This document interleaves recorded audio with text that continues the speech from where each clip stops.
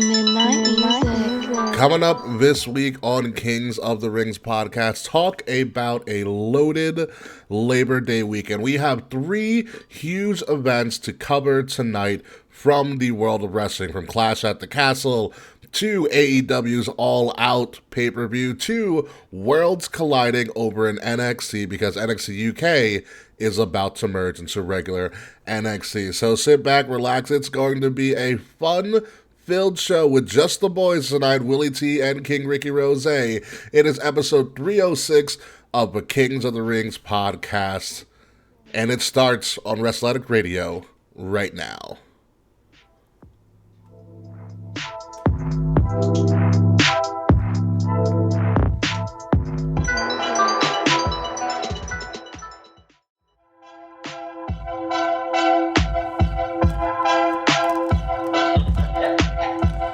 Seriously, what a better way to kick off the fact that we are simulcasting right now in five different places at once in one of our biggest preview shows that we have ever done in the history of this podcast. Ladies and gentlemen, welcome to episode number 306 of the Kings of the Rings podcast, all worlds clashing out. Of course, I'm your host, King Ricky Rose. K. Murphy has night off for very, very obvious reasons if you listen to us on our pre-show. But we are live right now, simulcasting on the Kings of the Rings podcast Twitter account, on the Kings of the Rings podcast YouTube page, on the Kings of the Rings podcast Facebook page, our official Facebook page, on the Kings of the Rings podcast Twitch page, as well as on the Wrestle Addict Radio YouTube page. So 5 places. Tonight we're going to be simulcasting in 5 places for the foreseeable future, so we get to 8 places, so on and so forth. So we got a lot to talk about this week. Obviously, Clash of the Castle, All Out, freaking NXT Worlds Collide, 3 loaded shows for a 3-day weekend. I wish they were all on separate freaking days, but they are not. So we're gonna get into it, and we've got a lot to cover. So before we get to all about, Will Tarashak, how are you today, sir? Excuse you over there. I'm doing great, Ricky. A lot's going on, man. The Mets lost last night, so that was pretty funny. That does seem amazing. Nothing's better than seeing a 4-3 game in the top of the ninth get a leadoff single and an immediate double play. So I bombed in the ninth. Nothing's better than seeing a Mets fans' hopes and dreams burn in ashes. Isn't it great? Yeah, I'm doing pretty well, man. Yankees are playing better. We'll see what happens. It's going to be a long weekend. I'm in Nashville next week, going to SummerSlam. Should be interesting. Yeah, it should be an interesting time. So, Taquan, this is your chance to get on the show next week because we can take Will's spot. So, there you go. We'll share information and all that stuff. So, dude, I didn't think this Labor Day weekend was going to be too loaded, and then I looked at it, I was like, Jesus Christ. It's going to be a loaded weekend. There's a lot going on. We have the beginning of college football. My parents are in town as well. And you got a crap ton of wrestling. Like, I don't... So much wrestling. Yeah, I don't know if I'm going to leave my house for a couple of days. Like, I'm just going to, have a crap ton of food. Everybody's invited, by the way. Keep me company. Food and just be watching football and wrestling. A whole lot of wrestling. And we're just going to get into it right now because we got a lot to talk about. So let's go with Clash of the Castle, the first event that's happening this weekend in the world of wrestling. It's going to be Saturday night. Thanks, Taquan. Why is Taquan cursing you out? He wants my spot. Taquan's coming for the crown. Okay. And your Clash of the Castle, the first premium, or the only premium live event, but the first major event that's going on this weekend. It's going to be Saturday in the States at 1 o'clock in the States. 1 o'clock in the States. That should be a pay-per-view. Saturday in the States. Yeah, right. Coming next week to AEW. Saturday in the States. I know, Clash of the Castle, 1 p.m. Eastern time, because they are over in the UK and Cardiff. I'm excited. They have been very, very secretive about the setup of the show, what's going to look like. I expect, like a Mania-like atmosphere for something like this. What stadium are they at? I want to say it's, I totally forgot, too. I looked it up, but I forgot. Fretz would probably know. Fretz, where are they at? Yeah, Fretz, we need you to be Freckles tonight. Yeah. Freckle ain't here. I know it's Cardiff something. Like, who plays there? How many does it seat? A lot. A lot. It's like That's a good answer. It's like a soccer field. Soccer. I forgot where it's going to be at, but it's going to be a big deal. And we're going to go with the most important match of that night. Obviously, is going to be. It's in Wales. Yes, we know it's in Wales, Mr. Fretz. What's the name of the stadium? But the biggest match that night is obviously the WWE Universal World Heavyweight Championship, whatever the fuck they're calling it. Drew McIntyre versus Roman Reigns. Now, as of right now, there's no plans of Roman giving up one title.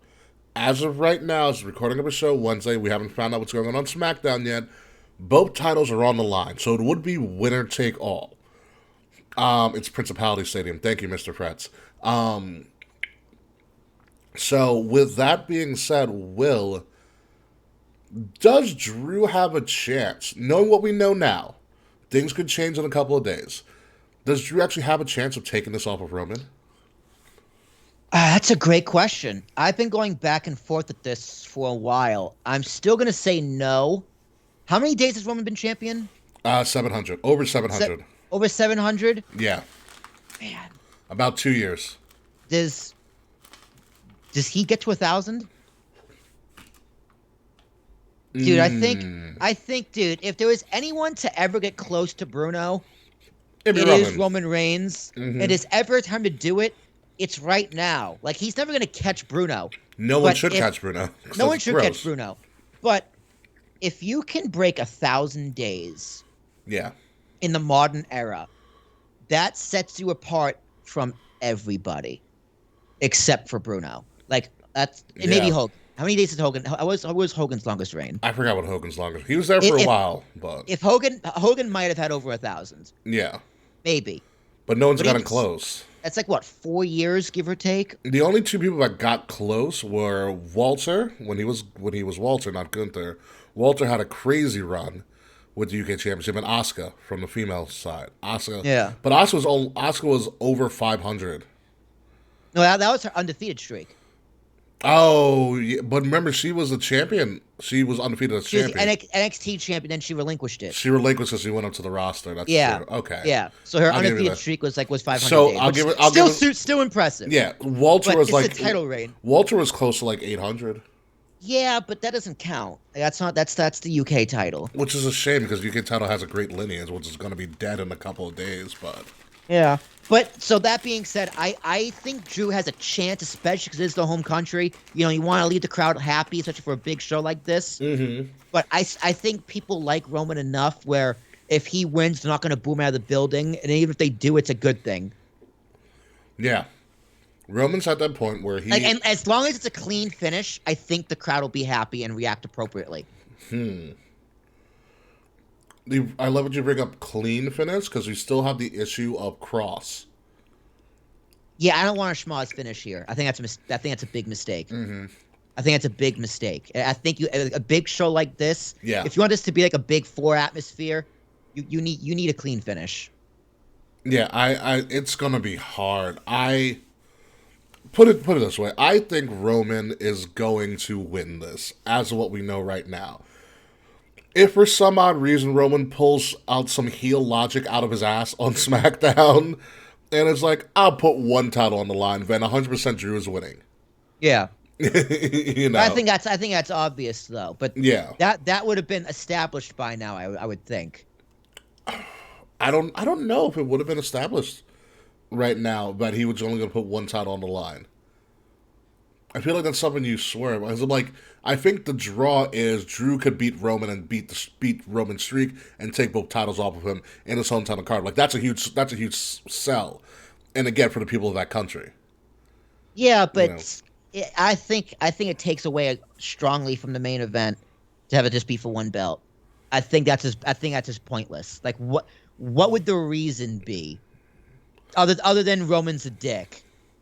And That's literally my only reason. That's because Roman's a dick. Like other than backstage, like pretty much what's perceived on screen as backstage politicking. Yeah. What would the reason? Like that's not a good enough reason for me. That's not believable enough. Mm-hmm. I don't know. They, like I said, they'd have to pull something creatively out of her ass. Like if he just went to Adam Pearce, was just like, it's gonna be for one title, and just stared at him, and Pierce was just like, okay. And then that was it.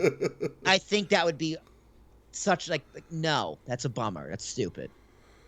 You know, I mean, it could give Roman heel here. He'd be like, I just don't feel like defending both titles anymore. I don't like that either, though. It's like it's lazy. It's lazy story writing. Fair enough. So at this moment, I think Roman's winning unless there's only one title that ends up being put on the line. Then Drew's winning. It's gonna be a hell of a match, though. Remember the Survivor Series match? Oh yeah. Well, no, they weren't Survivor Series. Beat the fuck out of each other. It was a Survivor Series because Roman faced Big E at Survivor Series. No, the year before. No. Yeah, year before. Year before was good. Yeah, year before. 2 years ago. It was 2 years. 2 years ago. Yes. Yeah. Yes. He had Drew at Survivor Series. Yes, he did. Yeah. Because I remember he said it's okay. I remember doing his promo where he was like, "It's okay. I don't watch Raw. No one watches Raw either." I was like, "Ooh, he's got a point." At the time, it was true. Now, dude, it's crazy. I was telling this to my friend the other day. Yeah. I was like, it's a crazy time in wrestling. Raw is like the hottest show right now. Yeah. Which I haven't said in ever. In a long time. In a long, long time, Raw has not been like the hot brand. Yeah, no. It is absolutely wild. So let's move on to the next thing on the card, which is going to be the Liv Morgan execution. Because Shayna Baszler is going to rip this girl's head off. That's all I got to say about that, Will. You can take over from here. Dude, I don't know. I could see Triple H being like, Liv, sorry kid, you a Vince chick. I could just be like, hey, this is business. Triple H would be like, sorry, I like brunettes. I could totally see Triple H being like, you know what? Like, I don't like you. Like, I don't see it. And putting on Shayna, because he's like, I see that. Yeah. And it could just be a nice shake it up, but I don't know. Like, Ronda needs to be involved in this feud somehow, and I don't want to see Ronda Shayna like at all. I think Ronda is involved because she's helping getting Shayna her intensity back. Yeah, true. Okay, but like, Shayna wins? Then what? Then what? Then Ronda comes for her. But they're friends, and they're both heels. Well, they kind of put them at odds. Remember when, because Shayna would always come out when Ronda was getting like arrested, and Ronda was like, "What the fuck is the matter with you? You used to be a killer, like you used to be." Yeah, I think that's a murderer. Yeah, I think that's where the tension is, where Ronda's gonna be like, "You don't have it anymore," and so Shayna's gonna be like, "Well, I still do, and I can beat your ass," kind of thing. So you have Shayna turn face, kind of. It's kind of like. It's like two heels fighting over who's the bigger badass. Who's the bigger heel? Yeah, exactly. Dude, I don't think Shayna Baszler can pull off a believable babyface. I don't think she has to pull up a babyface, especially if it's against Ronda. You just have two badass women going up against each other. What you do after that is going to be an issue, whether you're going to keep Shayna the heel and then have her go up against other babyfaces. But you're gonna have to find people to feed to Shayna. I'm going to surprise you. I'm going to go with Liv Morgan. That is surprising me. I am all on the fact that Liv Morgan is about to be executed, like tarred and feathered in Cardiff, by one Shayna Baszler, who showed up on NXT actually, by the way, and got in Mandy Rose's face, which I would love to see that execution as well. Did I? Yeah. That would be fun. I also just want to see her beat up Dakota Kai some more. She was really good at that. Because she's so flexible. Like, remember the first time she stepped on Dakota's arm and you were like, oh my God. Yeah. Like, she's going to the locker room, like, throwing shit around. She's like, this is my place now. I own this place. Yeah. Dude, Shayna was the best in NXT. I hope Triple H... You know what? I think that's what's going to happen. I think Triple H is like, we want to bring back, like, no-nonsense Shayna. She's like, hey, someone get me Ember Moon. God damn it. Yeah, Ember Moon was a good fall for her back in the day. She was. They had a really good feud. Yes. The matches were they had one really good match that we were Those at. New Orleans, right? Yeah, and the other ones were kind of just eh. Yeah. That's the problem with Shayna. Her matches are very eh. She's not a flashy wrestler. She's very proficient in what she does. Even if she can't lead. I'll agree with that. Yeah, she can't lead. Yeah, she needs someone to like her and carry them Charlotte out. would be a phenomenal match. Her and Sasha would be a great match. Mm-hmm. Her and Ronda would probably be a good match, but anyone else, like her and Bailey, like who's gonna lead that? I mean, I guess Bailey, but Bailey kind of. You know, Shayna and Kairi Sane was a good one. That is true. Shayna and Kairi Sane was that was a good feud. We need Kairi Sane back. If Triple H can get Kairi Sane back, I'd be like, nice one, Trips. So we'll see what happens, but I still think Liv Morgan's going to execute it. Anywho, let's move on to what is probably going to be a show stealer of a night. And if Kay was here, the meat slapping majesty moment of the entire Wrestling Labor Day weekend here. Dude, this is kicking off.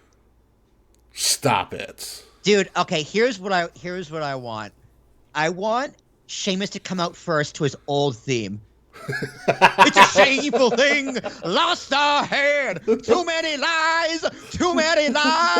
Oh, that's what I want. Underrated song. Underrated song, by the way. Dude, like it was the best. He has this puffed up hair. Like, he has like the early 2000s punk rock look. Like I want it all. I think this throwback, like it's just a Brood theme, all right? Sheamus can go back to the white shark or whatever, the Great White. Mm-hmm.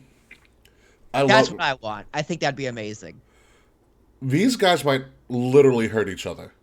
Yeah, it's gonna be great. I can't wait. These guys might literally take the heads off of each other. You have two guys from, not from the UK, but from the European area. Essentially, this is as close as a home event as they're going to get for both of them. They're both European. You know, for both of them. They're both European. The crowds are going to lose their mind for this. This might be a bigger match than the actual World Championship match. I don't know, they fucking love Drew over there. They love Drew, but when you have two of your own people going up against going up for a title that has such a rich history as the IC title, I mean, these two guys are like Walter's crazy respected over in Europe. Sheamus doesn't get enough respect in the US, but probably is crazy respected over in the UK. Like, yeah, for sure. You know, yeah. I think they're going to tear the house down, and you might be right. I might put this on first. Yeah, I think you have to start the card off really hot. Yeah. Unless you put him in Show Stealer, it's first or Show Stealer. I agree. It's either first or Show Stealer. I think Walter survives barely though. I agree. I think Sheamus is going to do his damnedest. What's Gunther's friend? What's his name? Not Butch. Yeah, no, that's Sheamus's friend. The other guy. Marcel. I was going to say Marcel Barthel, but it's not his name anymore. Ludwig Kaiser. Yeah. Ludwig's gonna fuck up, but Walter's still gonna prevail. Yeah. Ludwig's eating like 3 bro cakes. Or Butch comes out and runs him off. I can't wait till Butch gets his name back. Dude, Butch is kind of growing on me. I don't know why. I don't. It's not growing on me yet either. I always liked Pete Dunne, but I was kind of always he's not gonna make it. He's got hope now. He's got a lot of hope now. But yeah, I think Gunther survives. I am very excited for this match. I am more excited for this match than I am for anything else on this card, to be honest with you. Because I think this is going just to be, as JR would say, a fucking slobber knocker of a match. But let's move on to what turned out to be a very, very interesting setup to this. If Gunther and Sheamus aren't in Show Stealer, this match is going to be in Show Stealer. We have Riddle, who now has his name back, Matt Riddle, versus Seth freaking Rollins. And boy, oh boy, did this feud take a turn for the better after Monday night. They gave him Matt back? They gave him Matt back, yeah. Nice. Yeah. Nice. So I remember I showed you what Seth said to Riddle. Wow. See, yeah. Here's the thing, and this is something I kind of realized the other night when I watched that clip. Mm-hmm. I don't think that was scripted. I think Seth just said that. Well, here's how they played it off on TV. I mean, 'cause that was clearly pre-recorded because they managed to get all the F words. Yeah. They didn't miss a beep, so that was clearly pre-recorded. Yeah, so here's what happened. Here's what happened. So they had the segment, they were mouthing off to each other in those separate locations. Who was it? Riddle made a comment about the only real man in Seth's family is Becky, or what have you. Which, okay, cool, we've heard that line before. You know, whatever. Yeah, ooh, whatever. And then the segment ended. The segment actually ended, and so what ended up happening was they come back from commercial, and I forgot who the lead of Raw is. I keep on forgetting his name. Kevin something. Something, yeah. The former UFC. Oh, he was a dude. He was wrong person to be in charge. First of all, of that interview. Yeah, no. The lead host of Raw, I forgot what his name is. But whatever. He says, "Oh, you know, as we were finishing the interview, the mics were still on, and we caught this, and then they showed it. So it was like, oh, this happened off air style of a thing that happened. But I love the setup for it though. Interesting. Mm-hmm. And it's the craziest thing. I like how they were fighting at like 6 o'clock in the parking lot. But before the show started, they're being really clever because, dude, that footage that WWE used was from a fan. This is what you got to do when you cancel like a main event on a big four like that. Like that's supposed to happen at SummerSlam. Correct. People were ready to write this feud off. Yeah, and they turned it up. So they're just like, okay, here's what we're gonna do. The exact opposite of what we were doing. We're just gonna do everything completely different. You know what's brilliant about this? You know what's brilliant about this? One, the fact that footage of them fighting in the parking lot was taken from a fan. There were no WWE cameramen around. Yeah. That called, ironically, the reps were there in gear, which is kind of funny. They honestly, the person who recorded was probably a plant. It's almost like a cell phone. Was it cell phone footage? Yeah, cell phone footage. Yeah, it's probably a company plant. Because were there other fans there? No, I heard people like there are people like you know how people like stalk the parking lots and stuff like that. Yeah, so there's probably like 30 fans there, give or take. You could hear people yelling in the background. Yeah. All right, so some people were there. Yeah, some people were there. All right, but okay, maybe. Yeah, but what I find brilliant about this, in general, is that, you know, when you're in some sort of family, like the idea is that the camera's always on, and we're using that whole idea of the camera's always on to elevate this feud, and it's brilliant. Yeah, they're like, we know people are going to be watching us wherever we go. Let's make the most out of it, and they did. It's great. It's very clever. Yeah. Different. Innovative, dare I say. Yeah, it's innovative, and I think... Dude, it seems so simple, too. You would think they would have done something like this before.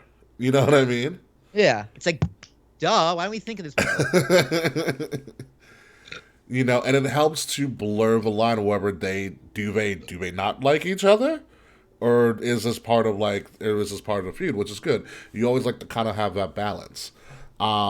I do believe Seth totally went off script, and that was not Seth talking. That was Kobe Lopez. Maybe. I don't know. I don't know. Because that's strong words to say. Very strong words to say. Yeah. Such strong words to say. Them actual fighting words. Yeah, because I mean, you saw Riddle's demeanor completely switch. Like his high turned off. I'm gonna fuck you up. He said it multiple times. Yeah. And so, like, I don't know if he got real mad, which I wouldn't blame him. Yeah, dude, you don't let a man tell you got your kids taken away to your face be said. Yeah. Like, yeah, that he went as far you don't let someone say that to your face. Yeah, and even he went as far as saying your kids don't even want to see you. Yeah. I was like, ugh. Ugh, yeah, it was gross, dude. Honestly, dude, if Seth did say that, like, Man, touche for the feud, but you're a piece of shit as a person. Like how you're a piece of shit. Why would you say that? Because he's Seth, and Seth's not known to be the nicest person in the world. Hey man, it's gonna be a hell of a match. And hey man, this is honestly this is what Riddle needed too. He had that huge momentum off of RK Bro. Randy's down for the count, and he just fizzled out fast. The best thing that happened to Riddle was Cody's injury. Yeah, low key. Because Seth was going to ride that Cody train for a while, and I don't blame them. No. Cody was gonna ride that Seth train. And I don't blame them, but yeah, this is perfect for Riddle. It keeps him in that upper mid. It's becoming like their next big guy. So yeah, I don't know who wins this. Seth can eat a loss. I think Riddle gets this. I honestly flip a coin. Yeah, it doesn't matter. Heads, I'm happy. Tails, guess what? I'm still happy. Yeah. So I think heading into what? Survivor Series? This will be heading into Survivor Series. Yes, the next big one. You also have Extreme Rules. So it goes Clash, Extreme Rules, Survivor Series. Yeah, give it a Seth. I think Seth and Roman would be another good match at Survivor Series. Oh yeah. Oh yeah. So. But Riddle and Roman would also be a pretty good match. Right. Fretch, you gotta stop with these updates. Apparently, Big Cass has shown up on Dynamite. It's me. Gross. Since Enzo's coming, and Full Gear might be in New Jersey. It's a rumor. Yeah, whatever. Let's move on. To last second match that just got added as of this past week. You have Judgment Day, aka My Chemical Romance of the wrestling world. That's a good way of looking at it, dude. Not gonna lie. That's a good. I love it. MCR. Yeah. I'm sure Kay loves it too. Yeah. MCR of the wrestling world versus Edge and Rey Mysterio. Now, here's the play here. Obviously, Judgment Day has beef with the Mysterio family for what? I don't know. Rhea Ripley's been totally bitching out Dominic for the longest time. Still have... Dude, they fucking... Nah, Rhea's man is a lot bigger than Dom. I know. Yeah, Buddy Murphy, baby. God. What a couple they make. Two Aussies. Yeah, right? And so Edge has come in to help them out. And so, as the story went on Raw, because I know you didn't watch it, Will, Rey Mysterio chose Edge over his son to be in the tag match because Edge has more experience. Dude, are we getting emo Dom? I hope so. Dude, I hope we get emo Dom. Like white powder on the face, dark purple lipstick, Guy liner. Guy liner, and like the hair down on one side. Ooh. With purple tips. You want to make him a South Park cartoon character? Covers one eye. Do I want him to be an anime character? I don't. And he just mopes. Like during the promos, he just sits in a corner and just mopes. Like flicks his hair each time. Yeah. Just flicks it back and forth. That's it. Fucking poser.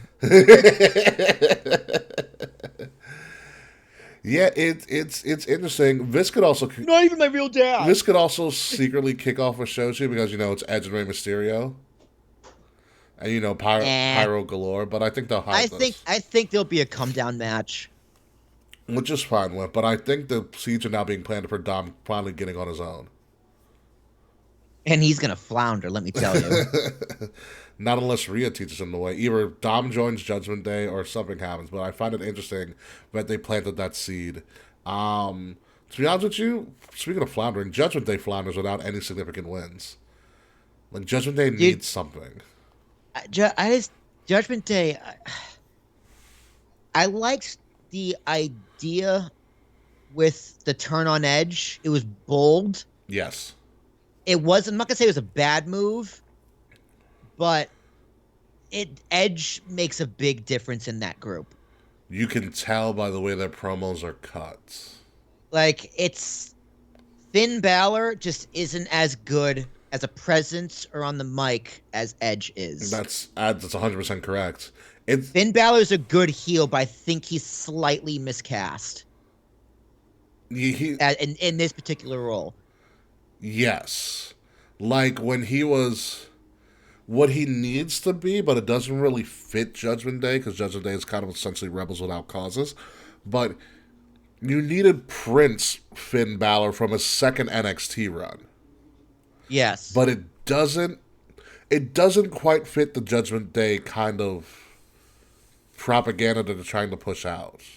It kind of feels like he's remembering promos instead of cutting promos. Like he's reciting promos. Yeah. NXT Finn's second run, he was, even in the first one, was cutting promos. Yeah. Second run, he was like, I'm the shit and no one can stop me. Yeah. You know, and it was great. I loved second NXT run Finn. It was great. It's fucking badass. No, absolute fucking badass. It's just, yeah, you can't get over the Edge presence. By the way, you need to watch Raw anyways, because Edge trolled Kurt Angle. It was with the signs. They did the sign segment again. Yeah, I saw a segment. I saw pictures of it. I was like, oh, that's pretty funny. That's pretty good. I like that, dude. Callbacks. Everyone loves a good callback. Yeah, it was a great callback. But I think I don't even care who wins this, to be honest with you. But I think, you know, fans happy they're in Cardiff. I think Mysterio and Edge win. Nah, Ray loves eating pins. Give Priest the pin to Ray. Yeah. Okay. We'll see. I'm not too gung ho on this one, but you know, it's there for the sake of being there, and that's all of the matches we have so far for Clash at the Castle. There might be one or two or some. No Bianca. Having Bianca. Oh crap! I totally forgot. Yeah, the trio match. My fault. No, the trio match. Yeah, it's all much ado about nothing because fucking Dakota and Io didn't even win the freaking tag titles. Yeah, what was that they about? Gave it to Raquel and Aaliyah. Yeah. And Aaliyah? Yeah, they gave it to Raquel and Aaliyah. Did Vince come back for like a day? It was like, hey pal, I got an idea. Yeah, weird move. I forgot to put that on there. My fault. But whatever, we can talk about that real quick. Yeah, Bianca and company win. Go figure. Yes. Yeah, Bianca and company win. Go figure. That's our synopsis of that match. But that's all. That is officially all the ones we have for Clash. Dude, we already don't care about Bayley and her faction. We just already don't care. That's sad. That's kind of sad. They needed to win the titles. It's a fair point. They needed to win the titles. That's the reason I don't care. Judgment Day has done nothing but fuck around with the Mysterios. If you're not gonna push them, why should I care? Yeah, like push them. Like give them something. Like they would have been a great heel tag team champions. Would have been great for Bayley's character and for them to come up. Especially for I guess Sasha and Naomi aren't coming back then. Probably not anytime soon. And that's also where I thought it was going. I was like, okay, they win, and then Sasha and Bayley come back for their titles. Sasha and Naomi come back for their titles, which would have been a great setup.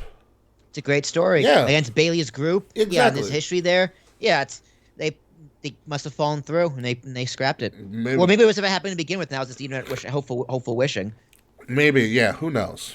But Clash of the Castles, our first event that we're going through. So how many crowns do you think this is? Out of 1 out of 10 crowns, how well do you think this pay-per-view will be? I think it's going to be a strong 8. I'm going to go with strong 8 as well. I mean, the pyro helps, the presentation helps, the crowd. Yeah. The crowd is going to give this at least another crown and a half. I think this is going to be a genuine sellout. It might be. There's not going to be any camera tricks like they did at SummerSlam. Yeah. I think that's totally I think it is going to be a genuine sellout. It's going to give you that Mania-like atmosphere. Because we've seen UK crowds before. They're nuts. They're out of their fucking minds. And they go hard for it. I love them. Yeah, they're nuts. They are the best crowd. I know we say Chicago and Philly is, but no, it is in UK. New York. It really is the UK. Yeah, they're into it. They have coordinated songs and chants. Like, how do you guys do this? Soccer. Yeah, they do the same thing at soccer. Yeah, so I'm Gable. I'm expecting a big Mania-like atmosphere for this. I mean, the wrestlers have been there for over a week. SmackDown was taped, by the way, folks. If you guys didn't figure it out. Yeah, I wouldn't be surprised if Lower Bowl just started moshing. It's a shameful day. We lost it. Yeah, you're gonna have some crazy fucking pyro. Like, this is going to be a sight to see. Yeah. And I'm excited for it. So there goes Clash of the Castle. I'm gonna give it a solid 8. So let's move on. Drew's gonna come out as William Wallace. Freedom! Freedom again. So now we're going to get to what's going to happen on Sunday nights. Chicago, because that's where AEW is going to be starting tonight. It's going to be, they're calling it the All Out Week, where tonight is in Dynamite in Chicago. Rampage is going to be Friday, although it's taped tonight. In Chicago, All Out is this Sunday, September 4th, at 8 p.m. on like Bleach Report and pay-per-view and all of that fun shit. They have a pretty big event. So I'm thinking right now, Will, All Out is essentially their major show. This is their WrestleMania show that they're banking on. Yeah, that makes sense. That's fine. I'm assuming, especially with everything going on with their All Out Week, and they're having what's known as All Out Fan Fest. Listen, this will happen at the Renaissance, Schaumburg Convention Center Exploration Hall somewhere in Chicago. Saturday, September 3rd from 10 to 6. Busted Open Radio is going to be there, which means Bully Ray is going to be there. Exclusive merchandise, photo ops, stage shows featuring AEW talent to be announced on upcoming days. This essentially is the WrestleMania. This is going to be like their access event, what they're calling it Fan Fest at this moment in Chicago. So as part of Fan Fest, they have a series of meet and greets, 4 meet and greet opportunities to meet pretty much most of the AEW roster. Starting at 11 a.m., you get the chance to meet FTR, Rush, Andrade El Idolo, and Jose the Assistant, Danhausen, Swerve and Our Glory, Claudio Castagnoli, a.k.a. Sorry, on House of Black. Then moving after that session, starting at 12:45, you have the opportunity to meet Dr. Britt Baker, DMD, Athena, Wardlow, Orange Cassidy, Bryan Danielson, and Wheeler Yuta. The next session, which would start at 2:30, you have an opportunity to meet the Lucha Brothers, Sammy Guevara and Tay Mello, Hangman Page, Thunder Rosa, who may or may not be there now because she is injured, Tony Storm, and Ruby Soho, who has very, very soft hands. I will tell you that firsthand. And their final meet and greet session, you get to meet JS, Anna J, AS, Matt and Angelo, Eddie Kingston, Pac, Jade Cargill, and Kiera Hogan, The Acclaimed, and Hook is your last session at 4:15. So that's a lot of people you can meet in one fucking day. I would love to meet The Acclaimed. I know you would. and Eddie King. I would sizz with The Acclaimed. And Eddie Kingston. I'd love to shoot the shit with Eddie, especially since like I did his interview. Yeah, I would love to talk to Eddie. Yeah. Be like, yo, why do you keep fucking with Kay's internet? The fuck is wrong with you? I would also love just to be in the presence of Jade Cargill. I bet she smells amazing. I guarantee it. Not Kiera Hogan. Fuck Kiera Hogan. She's a bitch. Jade Cargill is probably fantastic. She probably has a great like presence to her. Yeah. You know. Yeah, for sure. Yeah, she's like, oh my god, she needs to be the fucking women's champion. like it can't, like. I'd be like, can you just punch me right in the mouth? Here's $20. Don't hold back. That's all right. I have dental. Oh my god, yeah. So that's your meet and greet, and then that's the Saturday. So that's going on all day Saturday in Chicago, which would be a great thing to go to if it wasn't freaking Labor Day weekend. But let's get into the actual match. Since we don't have a world title to talk about, before we talk about the women, let's talk about the fact that we don't have a world title match to talk about at this moment, unless Fretch has found something that he hasn't told us yet on the stream. Are we calling some demons there? Are we burping there? Yeah. So talk to me, Will, as you ship some. What was the question? I was talking about. Let's talk about the fact that All Out, their biggest event of the year, does not have the AEW World Championship currently on the line. Yeah, that's a problem. That is a massive problem. Yeah. In every way, shape, and form. How is your main title belt not being like? If this is your WrestleMania? You don't have your main title. You don't have your main feud announced. What? Yeah. Like, are we just gonna get Punk and Moxley like at the end of Dynamite just at a tug of war for the belt? Is that what we're gonna see? Dude, oh, the fucking tug of war. I hated that. I hated that so much. Everyone hated that, but you know what? We're still talking about it, so they did something right. Yeah, right? Like, the only thing that could be worse is my tan lines. That's pretty bad. Look at my fucking tan lines. I just noticed that. Like, Yeah, I can see the difference. oh, what are we gonna do? Yeah. So yeah, I'm sure they gotta announce something, but it's this: is Punk injured? Is he not injured? What is he suspended?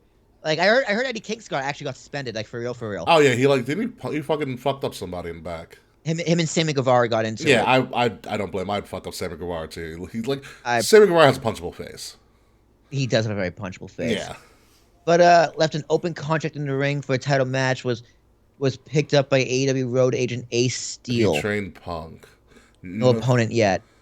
This is still bad. It is all right. So right now, this is really bad. Yeah, we have a little over an hour before the end of Dynamite, and we don't know who's going in. And we still have no idea what the main event is for their pay-per-view, which is this Sunday. Yeah. It's bad enough that you literally have, so in lieu of that, your biggest title line is the AEW women's title, and you don't even have the actual women's champion because Thunder Rosa got injured. And so now you have to do a fatal four-way for another interim championship. Okay, so which isn't a bad thing, but your interim title match, fatal four-way, Toni Storm, the American Blonde's favorite wrestler, Dr. Britt Baker, DMD, Jamie Hayter, who actually gets a title shot for once, and Hikaru Shida, who apparently is still dating Kenny Omega because that's the reason she got a title shot probably. She gets what? Hikaru Shida. Ricky, did I lose you? Hopefully you didn't lose me. Oh, now we go. We're back. Oh, okay. Do you want me to go on my rant again about how Hikaru Shida somehow finds her way into the title picture again? No, that pretty much covers it. So in lieu of having a world title to talk about, because we have no idea what the fuck's going on with that, who wins this interim women's championship match? A lot of people are saying Toni Storm. I wouldn't mind seeing Toni Storm, but come on, guys. It's Britt. Your champion's down, your division's in shambles, you're giving it to the DMD. Yeah. She's the only one that's been proven to carry that dead of a division. Yeah, Excalibur, the first two-time women's champion in AEW history. It makes sense. She deserves it. She hasn't done anything since she lost the title, like at all. No. Hey, has she wrestled like what, 3 matches maybe? Something. I don't know, but yeah, you gotta give it a Brit. I would be surprised if they put on anybody else. Tony's a favorite. I'll tell you that, because who doesn't want to see Toni with world title, and she's already half naked online all the time anyways. That's true. Yeah. But... God bless her. Yeah. Yes, very true. Bless Juice Robinson, too. But if you need somebody to, in the interim, keyword interim, you want somebody in the interim to keep this lifeless division somewhat relevant, you put it on DMD. Yeah, dude, the division is trash. It's such trash. Which is a shame. Which is an absolute shame with all that talent in that division. But in my opinion, your best and your biggest, besides Britt Baker, like outside of Britt Baker, DMD, who has solidified herself as a good marketable face for the company, your other best performer is stuck holding the other title, and they haven't brought her up yet. That's okay. Jade can hold that other title forever. Mm-hmm. But at some point, she needs to go for that world title. Yeah, for sure. But Jade's still green. Let's not forget. Mm-hmm. So you think they're trying to just protect her? Yeah, just let her hold that title forever. Mm-hmm. Have her hold it for a fucking year, dude. No one's held a title in AEW for a year. That's a good milestone for her to get. Mm-hmm. Right? If you want to make her a Goldberg, just make her a fucking Goldberg. But she needs to learn how to work before she go for that main title. Mm-hmm. So we'll see what happens with it. But yeah, DMD's gonna hold this down. Moving on, there's a lot of matches on this card, by the way, so we're going to try to work through this as best as we can. Jaquan called Sammy Guevara a twink. What a word. Yeah, so Will's favorite tag team, The Acclaim, is going up for the AEW World Tag Team Championships versus Swerve in Our Glory. Really? Yeah. Really? Yeah, it's gonna be a fun match. Yeah. Good for them. Hell yeah. I'm not buying this pay-per-view, but hell yeah. Yeah, I think they're gonna be. I think it's gonna be a fun match. I don't think they're winning. I think Swerve and Our Glory is way too hot for them to drop those titles. Tony Khan is gonna make them not regret leaving WWE. Of course, they're gonna keep the titles. Oh yeah, Swerve and Our Glory is gonna stick around. They're good. They're fun together. They're in the contract. They're not going nowhere. Oh yeah, no, we're not going anywhere unless something wild happens. But I don't think they're going anywhere at all. But I like that they're giving the Acclaimed a shot. We'll see what they wrap to the ring to. Dude, their raps are really good. They're okay. I think it's better than Top Dollar. I don't know. I don't know who's hotter than Top Dollar, not Nada. And I know Top Dollar is like an actual rapper. And apparently former NFL athlete, which I was not aware of. Like, I didn't know that either. I believe it though. He's huge. Yeah, he's fucking massive. Like, I know Hit Row, like, they actually produced their own music. Yeah, BFAB I think was the first one. Yeah, but I actually like the Acclaim's raps better. They're punchliney. I know it's a campy version of rap. But like I get it. It's rap battle. Yeah. Rap battle. Yeah. Dude, I'm not gonna lie. Every now and then, I'll get in a streak on YouTube. I resubscribe to King of the Dot and just watch rap battles. Yeah, underground rap battles are amazing. Dude, I fucking love rap battles. Like, if you don't tell me you don't love Disaster, you got a problem. He's a ghostwriter for Drake. I bet you didn't know that. You probably knew that, but people out there, you have no idea what I'm talking about. Kip Sabian versus Pac for the All-Atlantic title. That's probably... God damn it! I got to resubscribe to King of the Dot. Well, let's move on. Let's move on here. Speaking of Jade and the baddie that she is, Jade's putting the TBS title on the line against Athena, formerly known as Ember Moon. I'm very excited for this match. If there's somebody who who's a good test for Jade to see where she's at, it'll be Athena. I guess, sure. Dude, like I don't know if I don't watch Dynamite like religiously, or I haven't watched Rampage since like the 4th episode. So I don't really know what else is going on in their women's division, but I have noticed.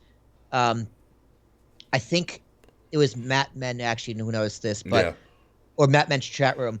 It was the women go on at 9:20. Yeah. Every single Dynamite. What? Which is the lowest part of their ratings. Wow. So they stick them in like the dead zone. They pretty much just stick their women in the dead zone. Wow. It's just to pass time. I mean, I don't blame it, dude. Their roster's stacked. Honestly, dude, unpopular opinion, but I don't care. Okay. You want to make AEW a better show and have people not be so mad about how their talent are being used? Get rid of the women's division. The whole thing. All of it. You want to get like Aleister Black on TV every single week? You want to get D. Bryan, Eddie Kinks? You want to get all these people on TV every single week without you complaining about it? Just scrap the women's division completely. AEW would be a much better product because they're not doing it good enough at all. Other than Jade, really, they're just not. They stick them in the worst time slot. They don't give them any attention. They're only doing it because they have to. And I do believe they want to. I believe Kenny wants it to be good. I shouldn't say they do it because they want to, but like their roster's too big and too talented that everybody overshadows the women, all of them, and they honestly do. They don't deserve the TV time. That's what they deserve, that 9:20 spot, because they're not that good. With all that talent on that roster, like you see, Ember Moon or Athena, as I like. Sure. Ember Moon, sure, but they're not as good as the indie darlings the internet wants to see more of. They're not better than House of Black. They're not better than Darby Allin. I don't know if that's a fair comparison to them. No, in terms of who deserves TV time, not in terms of physical ability, athletic ability. I'm talking in terms of like business and TV and making money. Thank you. Gotcha. I understand where you're coming from. In terms of who deserves TV, no, it's not fair to compare them athletically as wrestlers or characters, anything like that. Yeah. I'm just saying in comparison of who deserves the time slot. Of who's getting who's the push and all that stuff. Yeah, who deserves the push. And it's not the women. And some of it's their fault, some of it's not their fault. It's just that the AEW talent roster is so deep. It's dense. That so many people getting dense. misviewed. Yeah. Because they can't have a wrestling company without women because of all the heat and backlash they would get from the entire internet, including this podcast. Yeah. Kay Murphy would lose their shit. But also, it's one of the foundations that they wanted to, stake their claim to as well. Yeah, which fine, I get it. Yeah. But that comes at a price. Yeah, their roster is too, like, for all the things they wanted to do from the jump. There's too many people to complete all of those tasks. Yeah. And in an industry which is white male dominated, they're not always want to go see female wrestlers. Like, in the grand scheme of things, women wrestling being a draw is a fairly new concept. Oh yeah, it's fairly new concept. It's very hard to pull off. It's very, very difficult. It's TNA did it 10 years ago. Yeah, but they won a draw. They won a draw because TNA wasn't a draw. That wasn't the women's fault. They were the shine. They were the highlight. They were the show stealers back then. Yeah, their women's division is still pretty strong. Every time I catch it, WWE can do it. That's because they have also all the good women are in WWE. That's another problem. Yeah. Like, all the top of the women, like, Ember Moon's great, or Athena's great, Ruby Soho's great, but they can't compete with House of Black, who needs more TV time. Yeah. They can't compete with these young guys. They can't compete with Will Hobbs, who they're trying to build. Powerhouse Ricky Hobbs. Starks. Yeah. Like, right? Like, these people, these talent, the future of your company, even like Jericho's group, Garcia, whatever the hell his name is. Yeah. Like, they're getting time because they deserve the time, but even they're taking away from other people. It's just like, you got to cut corners somewhere. Someone's got to go. Someone's got to get cut. There's got to be a happy balance. But you also have to, there's really no other way around it. And, what is it? Jade does her best on social media to garner attention. And I think she does the best at it, of using her resources. Yeah, she's very clever. Again, like the baddie section, I think that's all her. Yeah, it's amazing. It's very clever, and TK's smart enough to run with it. Yeah. And that's amazing. That's when it gets you noticed. And sometimes, in wrestling, you got to think out of the box. Like, Zack Ryder didn't get noticed until he went on the internet. Yeah. And Britt Baker's a star. Don't get me wrong. She was a draw. She was a draw for sure. She was a draw. She wasn't a main event draw, but she deserved her TV time. She pushed her way into TV Hands time. down. Yeah. Because maybe I think she had the charisma, she has when you see her on TV, she does have a presence, but she also talks the talk. And she did it without Adam Cole being in the company. Correct. Which is big because Adam Cole has a lot of weight with the higher ups. Of course. He's a massive star and they're dating. So she did all that. The fact that she did it without him being there, is a bigger compliment to her. Mm-hmm. And she needs to go to WWE immediately. Oh no, absolutely. She deserves to be there. She's got her character is made for WWE. Yeah. Absolutely made for it. And at this point, what the fuck else is she gonna do in AEW? Yeah. Like, because seriously, what are you gonna do? I truly don't believe there's room in AEW for a strong women's division. I just don't think it's possible. There's too many men that they signed. There's too many cooks. Yeah. There's too many cooks. I agree. And it's a shame. It's a shame because there's a lot of talent that can be developed into becoming good female wrestlers, but who are they going to push? It's one of those. Yeah, it becomes a really, really clever marketing system. But back to this, Jade's winning, by the way. Just in case you were wondering, Jade is winning this. Let's move forward to the AEW World Trios Championship Tournament, aka Kenny and the Bucks versus Will Ospreay and the team known as Aussie Open for the AEW World Trio. So it's like their 20th title in AEW. I don't fucking know. Is there any way, Will, that Kenny and the Bucks don't win this title? Yes. Who are they up against? Will Ospreay and Aussie Open. No, he's not part of the company. Yeah, no. No, Kenny and the Bucks all the way. You're right. Did you hear did you see Kevin Nash's little little rip? Yeah, him and Will Ospreay went at it. Dude, I mean, Kevin Nash was right. Yeah, it's true. I mean, Will Ospreay had a good dig at him, but just like, you didn't. Ooh, you got him. Good one, Will. Like, you kind of you deflected. Yeah, deflected. Yeah, deflected. Yeah, deflected. Yeah. So you didn't address what he was addressing, but good, funny. Yeah. Internet troll, got him. Yeah, it's one of those things, and I think that's what a lot of marks really need to realize. Like, you can love all your indie darlings all you want, but are they pushing merchandise? Are they selling? Well, here's the thing, though. Here's the thing. Although Will Ospreay had his chances to go to the States, and he chose not to. And that's also not a fair comparison. Are they pushing the merch? Because who is AEW's merch partner? What the fuck? Pro Wrestling Tees. Exactly. Who's WWE's merch partner? Fanatics. Everyone else. And Fanatics. Everyone else. Literally everyone else. Like, it's not a fair comparison to make, because if Will Ospreay was in WWE, he'd be pushing merch. Like, whoever's not pushing, like, the top people who aren't pushing merch in AEW would be pushing massive merch in WWE. Massive Look at merch. Cody. Cody was the top. Look at Cody. Cody. Exactly. Cody became a top merch getter in like a week. So the fact that he's not pushing merch, like, yeah, Kevin Nash, you're right, and it's funny, and you're such a jaded old man. I love it. I love old Kevin Nash. Old Kevin Nash is amazing. It's not as fair as a comparison as you're making it out to be, if I'm being fair to Will Ospreay. Listen, man, I love old Kevin. I hope old Kevin Nash gets a position in WWE. Look, I love me some old Kevin Nash. He does not give a fuck anymore. Dude, like, Kevin Nash is like head of security for all of WWE. It's like, whatever, dude. Like, you're my friend. You need a job. You're going through a divorce again. Fine.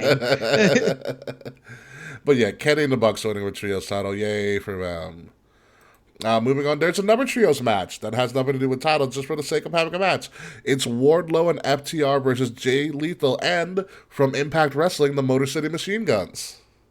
Dude, I am so sick of Jay Lethal and the giant Indian dude and the little Indian dude. You know what? You know who needs to be cut from TV? All of that. How are they losing TV? How are they beating out House of Black with TV time? House of Black isn't even on this card. That's what I mean. How are they beating Darby with TV time, who was feuding with House of Black previously? Or like the Lucha Bros, if one of them isn't hurt again. I love the Lucha Bros. They're just hurt all the time. Like, how is when was Jay Lethal ever a draw? When he was Black Machismo? I said a draw, not entertaining. Aren't draws entertaining? I guess. I mean, did Jay Lethal did Black Machismo really push numbers for TNA? Or Ring of Honor? Or Ring of Honor? I mean, hey, TNA back then was doing like 300, 400,000 an episode. Really? Maybe a little more back then. Yeah, they were getting like current Raw numbers. Or better than current Raw numbers back then. No, Raw's still in the millions, I think. Or SmackDown or Raw was in the millions. But this is just a trios match for the sake of a trios match. I mean, the Motor City Machine Guns are fucking ageless. These guys are fucking ridiculous. They're great, but I just don't see them being Wardlow and FTR, because FTR's FTR. They're fucking a top 10 tag team of all time. Yeah, they're pretty great. And Wardlow's there just to beat the shit out of people. I'm looking mean. Dude, Wardlow, I don't know what it is, but I'm very meh on Wardlow. I don't blame you. Dude, it's like when you get what you want something else. Yeah. That's what I feel with Wardlow. Yeah, MJF really made his character, I'm not gonna lie. Yeah. MJF really made his character. I'm going FTR and Wardlow here. I think Jay Lethal and the Motor City Machine Guns will put on a show, because that's just what they fucking do, especially MCMG. Yeah. But FTR and Wardlow are going to win this. So, and TK has a knack for pushing his own talent, which is exactly what you're supposed to do. Yeah. Like, this isn't a crossover. You can bring people in to lose. It's Mark should go, ooh, I'll pay for that. Mm-hmm. It's just based on the possibility. All right, so Mr. Fred says the title match is set for AEW's All Out. Finally, something we can talk about. Mr. Freds, please reveal to us what exactly is the title match for AEW's All Out. You know, the reason people should be buying this product on Sunday. And as Freds figures this out, let's move on to another match. These are, besides the title matches, we have Jungle Boy versus Christian Cage. That's gonna be great. So, that's gonna be great. Fill me in, Will, because I know Christian has been going off on Jungle Boy. Like, he's been like kind of like almost shooting on him. Is that correct? He was, He was, and then now since Jungle Boy come back, Christian's been on the defensive. He's been like a whiny bitch heel, and Jungle Boy's been on TV saying shit, bitch, and pussy a lot. So he wore a t-shirt. He wore a t-shirt that said Christian is a pussy on TV, and network execs were like, "All right, guys, like tone it back a little bit." Because no, that is honestly, dude, AEW does say shit too much. Especially, like because they can say it, and they say bitch too much. Aren't they allowed to say it after a certain hour? No, it's TV 14. You're just allowed to say it. Gotcha. Yeah, they're just allowed to say it. But they're overusing it, is what you're saying. I think so. Like, I get it. This is how people talk. It's believable, but it's just like, guys, it's still TV. It's like you know, like you ever meet a teenager who swears because he thinks it's cool? Yeah. Yeah, like that's what AEW feels like to me sometimes when they swear too much. I see that. That's coming from a guy who swears all the fucking time. I love it's a Northeastern. I love swearing. It is the Northeastern in me. God damn it! You still don't be throwing shit at me. As his girlfriend throws shit at him. Goldfish. How dare you? Don't waste goldfish. What the hell? Don't waste goldfish. Yeah, seriously. Although Vicky, they're not even pizza goldfish. Wait, it's a pizza goldfish that she's ruining? No, they're regular cheddar. Oh, okay. Pizza goldfish is is a delicacy in and of itself. Yeah, dude. Hell yeah. You should have bought pizza goldfish, you fuck. Okay, so besides the fact that I think Jungle Boy's beating Christian Cage, according to Mr. Fretz, the world title match is set, and surprise, it's Punk versus Mox. Who fucking knew? So this is Chicago block. God damn it, CM Punk. Yeah. Punk and have a lot of stuff down, saying he let people down. Did he call out Hangman first, Fretz? Just tell me that. Or did he call out? Did he call out like Darby Allin for like looking at his wife funny or something? Stayed at his wife's ass for a little too long. I mean, it's AJ. She got cake. Yeah, man. AJ's amazing. Have you seen AJ lately? God damn! Just give me those eyes. I forgot I'm all alone doing this podcast. No Hangman mentioned. So, all right, the world title match is Punk versus Mox in Chicago, like it was going to be, but we kind of already unified with title on TV last week, so we're going to do it again on Sunday to figure out who the real champion is, even though we figured out it was Mox last week. So I've lost all investment in this feud, to be honest with you, after last week. Punk and Mox? Yeah, sour grapes, that's for sure. So apparently the backstage hoopla is the squash was Mox's idea. Because surprising, right? Yeah. Because he was like, you got to keep the fans on their toes. They're expecting a 30-minute barn burner every single time. They're gonna get bored of it. You gotta shake it up a little bit. Yeah, still bored. To which I can get that logic. Yeah. But the execution, good on paper, didn't work. Yeah. What'd you learn? I think you save it. Even squash or not, this had the potential to be one of your biggest matches in the history of your company. The interim champion versus the returning champion who's returning in his hometown of Chicago. That's the match. Yeah. Why put it on essentially free TV and Dynamite? I know we had this argument last week that said, they're trying to pop a rating. I get that. It didn't work. But here's the thing. I said it depends how it plays out. You were right. Yeah. You were right in this situation. You were completely right. So I'll take that L. Not often I admit an L, but I'll take that L. They should have, because they overcomplicated it. Absolutely. They overcomplicated it. You could have easily done not a squash. I could have done another face-off or something, or Punk. You could have had Mox attack Punk to get sympathy for Punk. Punk's already coming in as a babyface. You got Mox as like the no give a shit, and you can do the same thing where Punk kind of injures himself a little bit. You don't know if he's going to be able to wrestle at Chicago, and then he comes out this week and does his passionate speech, and you save that for you. But they should have never have thrown fists or put on a match until you lead up to that pay-per-view, or until that pay-per-view happens. Yeah, keep them away from each other. I mean, Listen, they're still a young company. They've only been around. It'll be 4 years in October, and two of them were pandemic years. Yeah. I mean, they're going through a bit of a rough patch right now, in my opinion. But I'm not ready to write them off. No, I'm not. I'm not.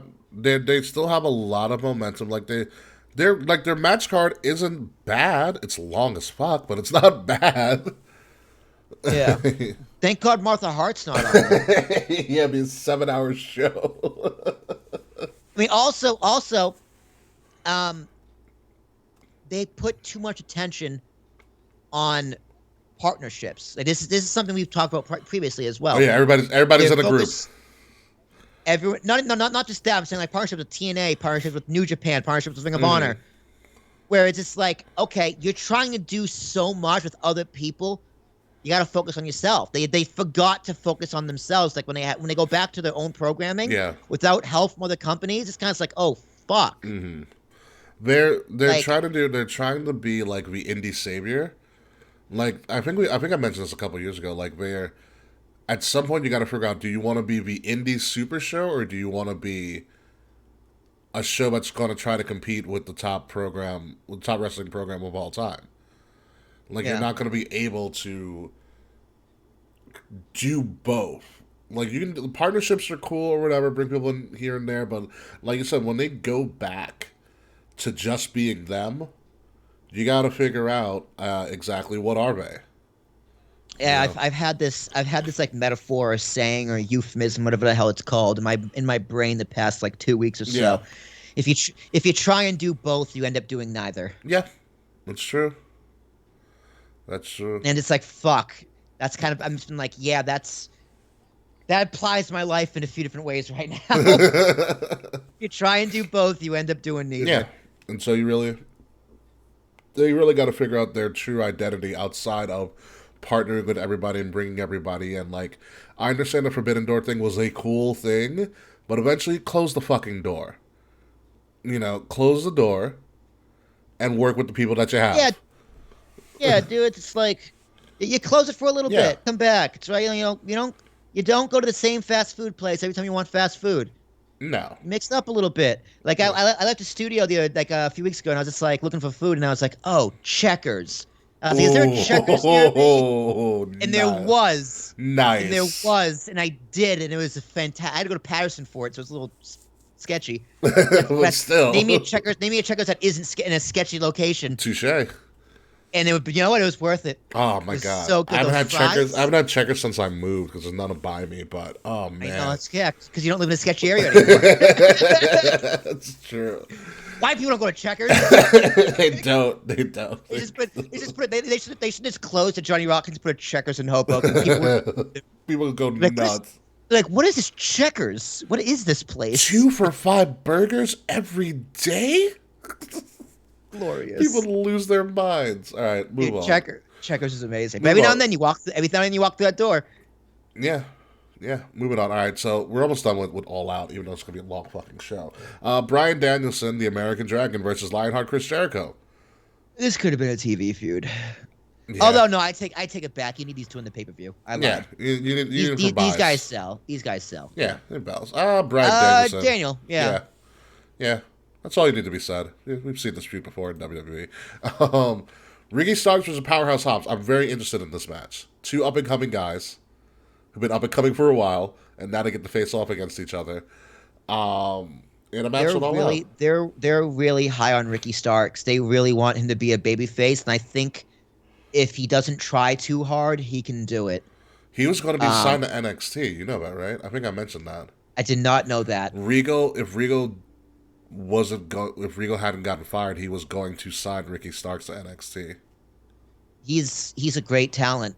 He's got all the tools, as JR would say. Yeah. And normally that's like a touch of death when they say that on TV about you. Mm-hmm. Because every time they say it about someone, they never really pan out. Mm-hmm. But Ricky Starks, I think, is someone who can pan out. He's a great heel. Yeah. And I think he can be a really good babyface. That all being said, I think Powerhouse Hobbs gets the win. You need some sympathy on a babyface. Yeah, I agree with you. I think Powerhouse Hobbs will get this.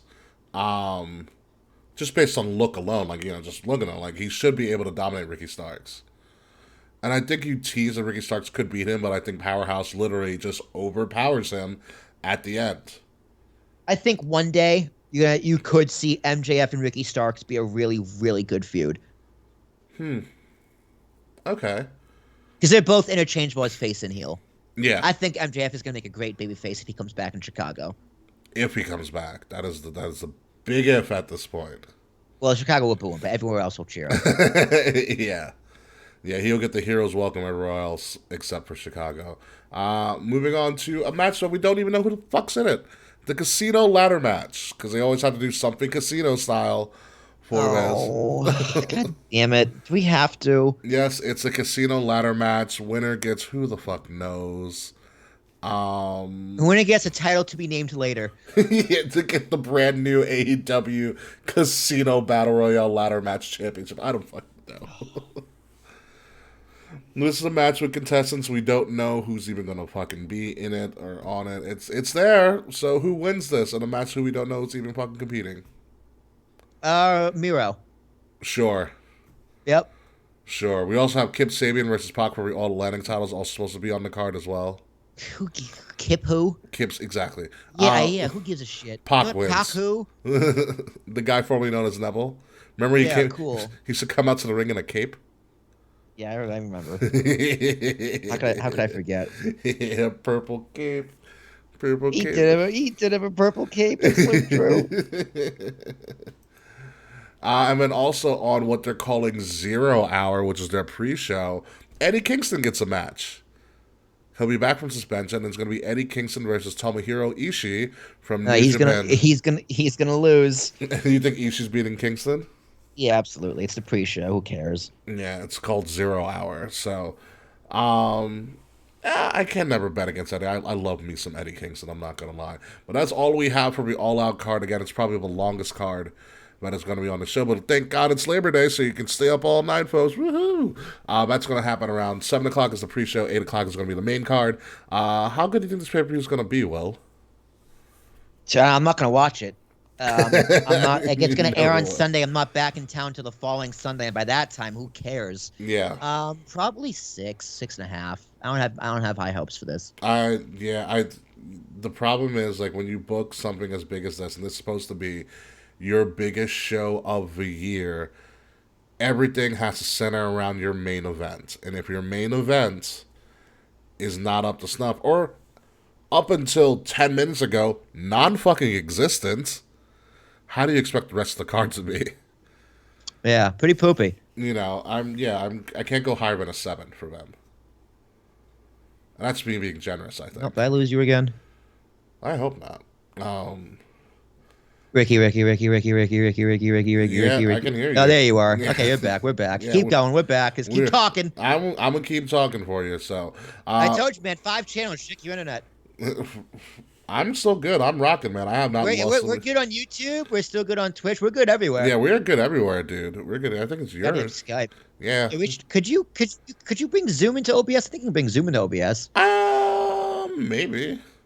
If we could do Zoom instead, we should totally do Zoom instead. Maybe we'll have to figure it out.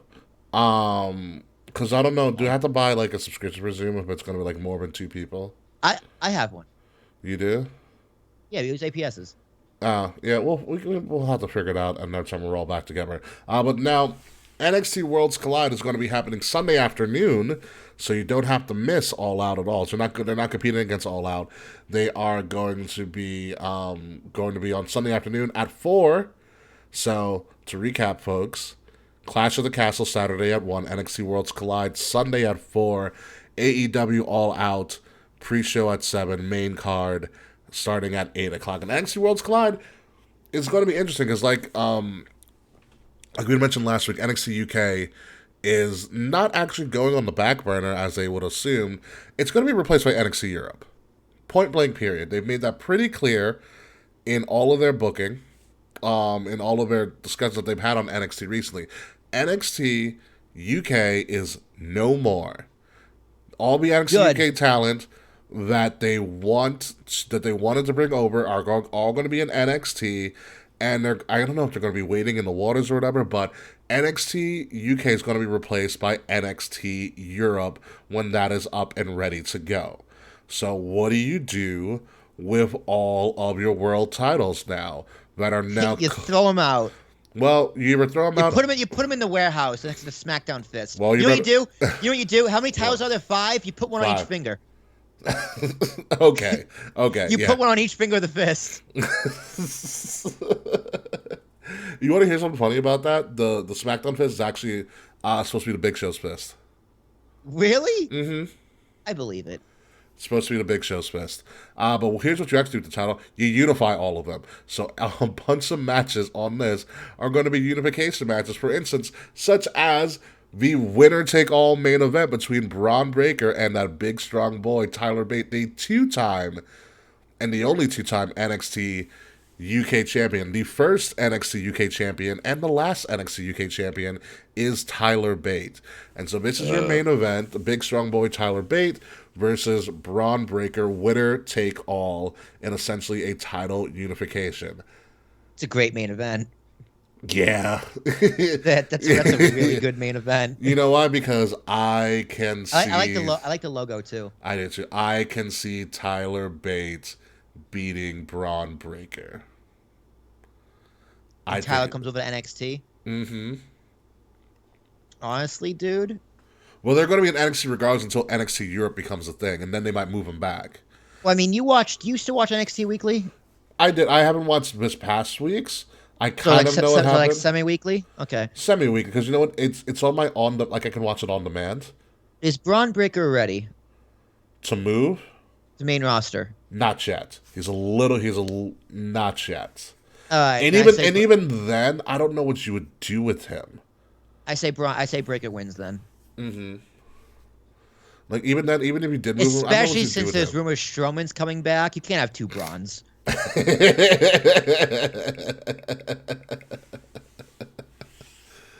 That would be really funny.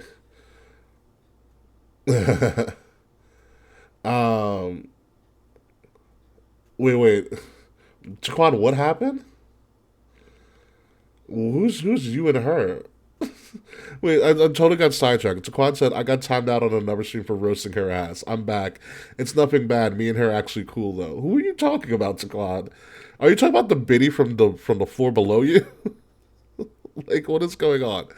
I can't believe you used the word biddy. I'm sorry. Is that showing my age? It is, but you know what? We gotta bring it back, dude. I love the word biddy. Everyone call your local Gen Z you know and tell them about the word biddy. Y'all know one. Call them. Anywho, yeah, I'm excited for this. I can see Tyler winning. Like, no matter what happens, neither of them are going up to the roster anytime soon. I think they're staying in UK, so I still think I like the idea of Tyler beating Breaker. Because I like Tyler a little bit more than Braun. Fair enough. You know, I kind of like that idea, and I want to see what Tyler would do in his run on NXT. I think he's good enough to pull it off, and you got to give Braun Breaker some adversity. You know what I mean? They're Goldberging him a little bit, which is fine, but I got to see him with some adversity. As long as he's over. Yeah.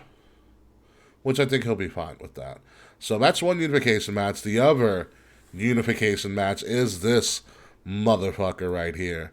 Okay, so you have Mandy Rose, the dame that she is, versus Blair Davenport, who was formerly the #1 contender for the NXT UK Women's title, versus Miko Satomura, the NXT UK Women's Champion, also known as her nickname across all of wrestling is the Final Boss. She is so renowned. She has not wrestled stateside in 5 years. Well, I'll tell you how renowned she is. When Sasha took her break and went to find herself and stuff, she went to Japan and trained with Miko Satomura. That's right. I remember. Yeah, I remember. That was part of Sasha's something story or whatever. Yeah. It was 24 or some shit like that. Yeah, she went to Japan and fell in love with wrestling again. Yeah, and she trained with Miko Satomura, so she she is that much of a badass of a woman that she is revered in all of wrestling, probably revered higher than Asuka, and that's saying a lot. You know, and I can easily see Miko Satomura beating both of them. I've never seen her matches full out, but I'm also excited to see her wrestle, like a full match. I always miss NXT UK, just work and shit. So I'm excited to see her, but just on fame and everything alone and just reverence, I can see Miko Satomura beating both of them. Sure, why not? Mandy has a good run, but you got to give Mandy something to do. And Blair Davenport's not ready yet. Although she's a good feud. What's cool about this unification is that it's a triple threat as well. Mandy might be needed on the main roster again. If you want to bring Toxic up, sure. I think the main roster women need more women, especially on SmackDown. Need more it's kind of weird to say they need more talented women. I'm saying Mandy Rose. Like, can she that's wrestle? weird, right? Can she wrestle now? She does wrestle. Yeah, she's good at it though. She's better. I wouldn't say she's good. I'd say she's better. Yeah. But like she also has the faction to help her out too. You know what I mean? That's so it kind of hides some of the stuff that she's not good at. She does look great as brunette though. Oh my god, she came. Make sure your girlfriend's not listening. She came out on NXT the other week in like a black bodysuit in high heels. Nice. I'll Google that one. So yeah, I'm going with Miko here. Let's move on to the other NXT Worlds Collide stuff. Stop doing things with your girlfriend, Will. It's just a hair tie. Here might be a surprise because guess who showed up on NXT, Will? Ricochet. God, of course he did. Hope he stays there. Hope we have Ricochet's back. Ricochet showed up on NXT, and here's the thing, Will. He is going to be challenging Carmelo Hayes for the North American Championship. It'll be fun. It's Ricochet versus a better Ricochet. Versus a more hood. It's Nerd Ricochet versus Hood Ricochet. I can fuck with that. I think it's good. I mean, Carmelo Hayes is the last great indie talent WWE signed before they switched, their recruiting tactics. We interviewed him too, right? No, we sponsored his match. We sponsored his final match on the Indies. That's right. Good for us. Gold star for the Kings of the Ring. He also follows us on social media as a thank you as well. So thank you, Carmelo Hayes, the A champion. I'm excited. These guys are both athletic.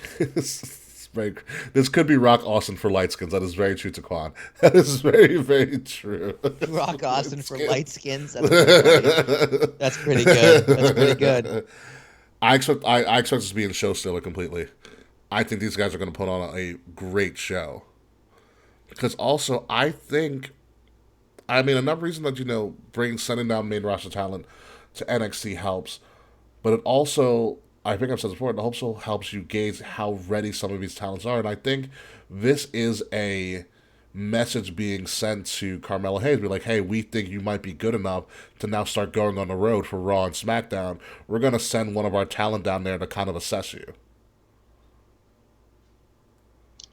Would have been better if it was AJ, but yeah, sure. I get that, but Ricochet's a good start. And Triple H does love Ricochet too. Yeah, and I think this is what exactly it is. But also, I also get the shared universe vibe a lot now with WWE, where you're seeing people show up in different places. By the way, also, Dexter Lumis showed up on NXT the other week. I heard him and Indy had a live sex celebration. No, it wasn't that close, but but it was good. It was good. It's the greatest thing next to Elizabeth and Macho Man getting back together. Sure. And then he got arrested. He got arrested on NXT TV, and Miz won't talk about what happened to him, which I find hysterical as well. Oh, Miz is back. Miz came back. Miz didn't want to talk about what happened to him, and then Miz they did a really cool scene. I won't ruin it for you, but I'll tell you a little bit later. But let's get back to this. Dude. Carmelo versus Ricochet. Carmelo Hayes is winning. Yes, of course. They're gonna put on a fucking show, but Carmelo Hayes is winning, and the fact that it's Ricochet coming down to a match with Carmelo Hayes really goes to the Worlds Collide kind of concept. It's like, oh, this person's showing up. It's like it's a one off. It's a one timer, but it's cool to see. I'll allow it. Yeah, I'll allow it. But Carmelo Hayes is winning. Speaking of Worlds Colliding, we now also have to unify the tag titles as well. So you have Gallus, who just showed up the other week, versus Pretty Deadly, former NXT UK and former NXT Tag Champions, versus the Creed Brothers, who are of Diamond Mine, who are the current NXT Tag Champions, versus Brooks and Jensen, the current NXT European Champions. In a fatal 4-way tag team unification match. I have no clue who wins this. There's a lot of moving parts. The pair of white guys. How about that one? So Briggs and Jensen is what you're saying. Sure. We interviewed Josh Briggs, so that gives us points. Josh Briggs, man, what a that poor guy. That I'm telling you that it's the hip injury. The hip injury we saw him get that ended his career. Well, it ended the way that he wrestled when he was on the Indies with us. And like, if you saw Josh Briggs on the Indies prior to the hip injury, dude, unreal. He was lean. Yeah, he was lean. He was mean, and he had great hair. And he used to scream, "I don't like you" in everybody's face.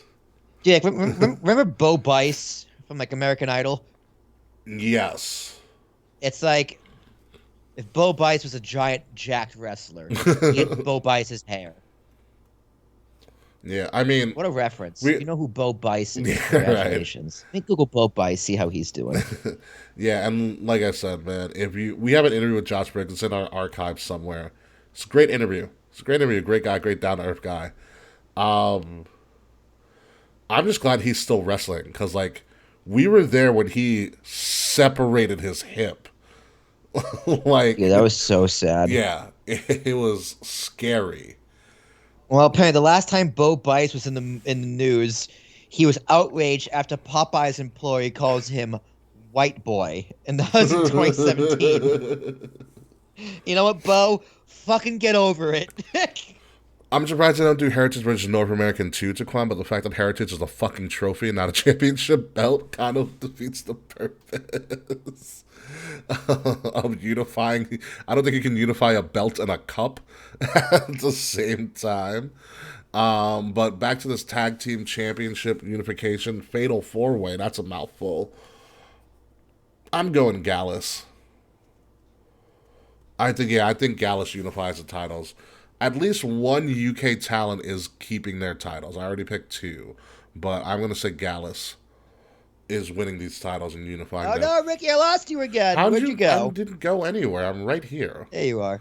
I lost you for a second. That's all new, dude. All right, dude. I'm posting a picture of Bo Bice in the chat, all right? Thank you for that. It's in a Discord. General King's Talk. It's Bo Bice. Tell me it doesn't look like Josh Briggs. At least it used to. Look at that little half smile. Oh, let me see. Hold on, I gotta restart my phone because my operating system was updating itself. I'm so done with Worlds Collide. I don't care. Well, what's the rest of this? Hurry up. It's your girl Kaden at least. Kaden and Katana are putting their tag titles on the line against Dewdrop and Nikki ASH because they need something to do. I do love Kaden. Her Instagram is a worthy follow. It's like, dude, do you do anything else other than party? The same thing on her TikTok too. All they do is party and bullshit. Dude, also, have you been following these Leo memes? These Leo? No, I'm not. DiCaprio dumped his girlfriend. Oh, that's why the Leo memes are coming out. The 25-year-old. So it's just a picture of Leo. It's like when your girlfriend turns 26. It's like no, it's like your life insurance when you turn 26. It's a picture of Leo. It dropped. Okay, this is the final thing we have on here. So I'm gonna say again, just like Dewdrop and Nikki ASH, it's one-off. It's Worlds Colliding. You want to give some credence to Kaden and Katana to give them a good first title defense. So Team K, Kaden and Katana. We'll definitely win. So that is Worlds Collide. That's all we have for the Worlds Collide card as of right now. How good do you think this pay-per-view will be? So we said Clash of the Castle is probably going to be at an 8. Will, you said All Out is probably be a disappointing 6.5, and we all know the reasons why. So where does Worlds Collide sit in on your rankings for this weekend? I'll give it a 6.5 as well. Oh, going low for Worlds Collide. Yeah, I don't watch NXT. I don't I care. think you should. There's a lot of good stuff going on in NXT right now. Yeah, but They're a I little have shit to crowded. I will do. say they're a little crowded, but Dude, I have a tough time watching Raw and SmackDown. All that's right, don't very be true. throwing this shit on me. I will tell you, they did have. I watched the Lights Out match that they had for these two women, Tiffany Stratton and Wendy Chu, and so they did their Lights Out match differently than when AEW did their Lights Out match. So their NXT's Lights Out match is a hardcore match where the main lights in the arena are off. Cool. And so they have like essentially bedtime lights on. And this is the first time I've ever seen them done in NXT. So Wendy Chu is supposed to be like this person who sleeps all the time. So she pulled out a pillow and socked her opponent with the pillow, but the pillow was loaded with small Lego pieces. And they Cool. dumped the small Lego pieces on the mat, and they were like body slamming each other on it. It would have been better if they were quarters. Nah, you ever step on a Lego piece? Yeah, it sucks. But a pillowcase full of quarters, dude, that would hurt way more. No. She dumped the Lego pieces onto the mat after she hit her with it. Right, I know. Yeah. I'm saying quarters would have been better to hit her with. That's true, but still get body slammed with onto a fucking bed of Legos. Yeah, they can't do tacks, so they gotta do Legos. I mean, I'd probably rather take a tack with a fucking Lego, dude.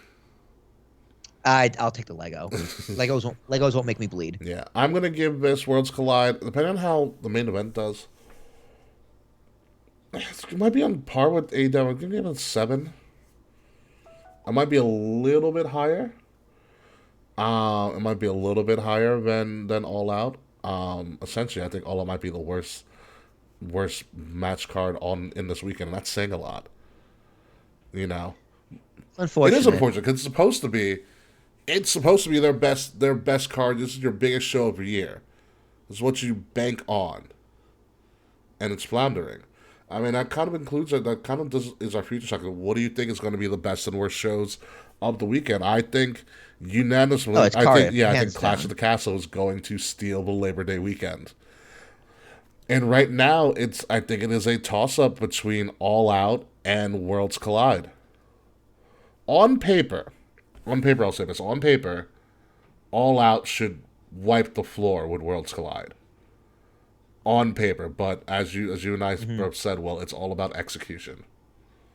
We'll see what happens. Yeah. We will definitely see what happens. Ironically, we kept this under about an hour and a half, which thank God. We went through Hour 32. Yeah, we did 3 pay-per-views in an hour and a half. Goodness fucking gracious.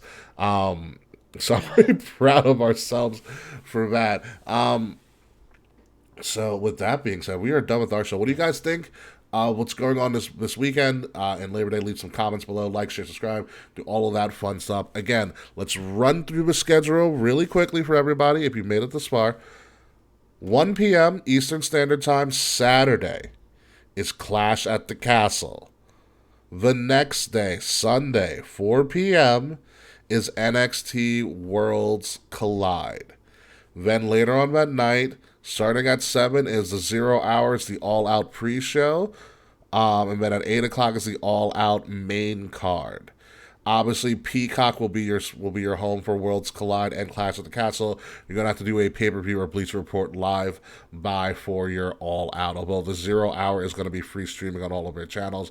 If you want to get the main card for All Out, you will have to put down some money for that stuff. But that's all we got for this week. It's going to be a lot. Will is going to be away next week, so Taquan, we might have to garner your services. Please hit me up in a chat or something, because I'm seriously thinking about having you on and everything. But do you have anything else to say, Will, before you burp your face off? I'm good. Let's go with that. I bet you I'm going to be running this post show by myself.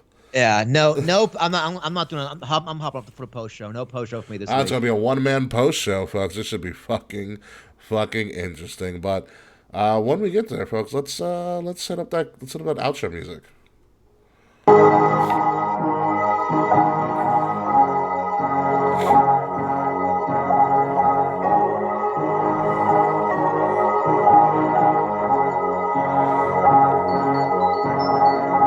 Ladies and gentlemen, you have been listening to Kings of the Rings podcast, episode number 306, where we went through a whole bunch of premium live events and pay-per-views, 3 to be exact: Worlds Collide, Clash at the Castle, and All Out. Of course, I'm your host, King Ricky Rose. You can find me at Ambassador Biggs. Of course, all social media outlets, BIGZ, Ambassador Biggs, KOTR _podcast, where you can find us, Kings of the Rings podcast, on Facebook, on Twitter, on Instagram, on Twitch, on YouTube, Discord channel. All of the links to all of our stuff are in the description below. Like, share, subscribe, listen to us wherever you listen to all of your podcast stuff by subscribing not only to Midnight Music, but also to Wrestle Addict Radio, and follow Wrestle Addict Radio socials at Addict_Wrestle on Twitter and Wrestle Addict Radio everywhere else. This is one of our biggest shows ever because we are simulcast in 5 different places all at once, and what a better way to do it than talking about 3 major freaking pay-per-views this Labor Day weekend. So sit back, relax, enjoy all that wrestling has to offer, and we'll be sure to talk about it next week when we come back. But Will Tearshock, what do you got for me? I got all the West, dude. I gotta go crunch time, dude. I gotta get 2 podcasts finished by Saturday afternoon or Saturday night, so I can keep on schedule for Talk with Tearshock. But it's gonna be interesting. It's gonna be a lot of fun. I dropped one today, recorded on Monday. Rick, you actually talked about you on that podcast. Yeah, I was waiting. Weren't we supposed to do a show on Monday, or did that not happen? No, I had to do it with Christian, okay. and we had other things to talk Gotcha. about. But when we get back, I'm gonna get you all on. right. But we brought up best advice our parents ever gave us. Ooh. And one of mine was, my mom's advice is always, you can be right or you can have friends. So it went right into, is it racist? So I ran through our whole debates with Christian to see what he would think. So it was interesting. Listen to it. I kind of threw under the bus a little bit, but it's all in good fun.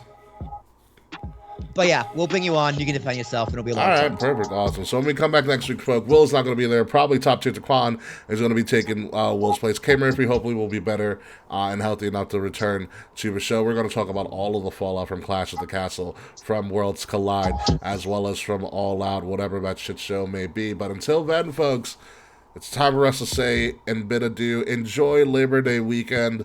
Enjoy all that wrestling has to offer. But until next week, folks, when All Worlds Clashing Out finishes, goodbye, good night, and fuck you, Slack.